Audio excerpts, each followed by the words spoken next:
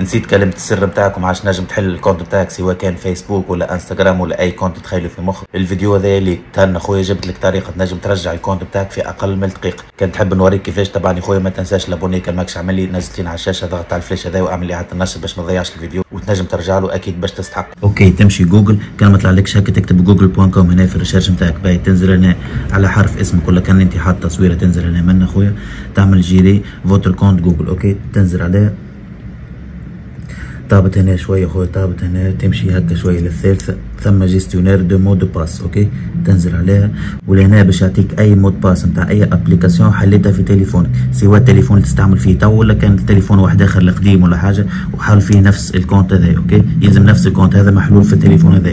كان انت عندك حال برشا ولا حاجه تمشي تكتب هنا اسم الابليكاسيون مثلا فيسبوك ولا ميسنجر ولا واتساب ولا اي حاجه ولا انستغرام او فيسبوك مثلا، تحب ترجع المود باس تنزل عليه اي حاجه حاجتك بها معناها. اوكي باش يطلب عليك المود باس ولا البصمه نتاعك تاع تليفونك بالطبيعه باش يتاكد اللي انت هو باش تدخل فهمت باز، معناها هذه السيكوريتي لكم انتم. دونك باش يعطيك اي كونت حليته والمود باس نتاعو تحته بالطبيعه. شوف انا عندي 7 فيسبوكات قبل القدم هذوما 2011 ولا 2010 ولا 0 فيسبوك. وكي تحب تعرف المود باس تنزل على العين هذي.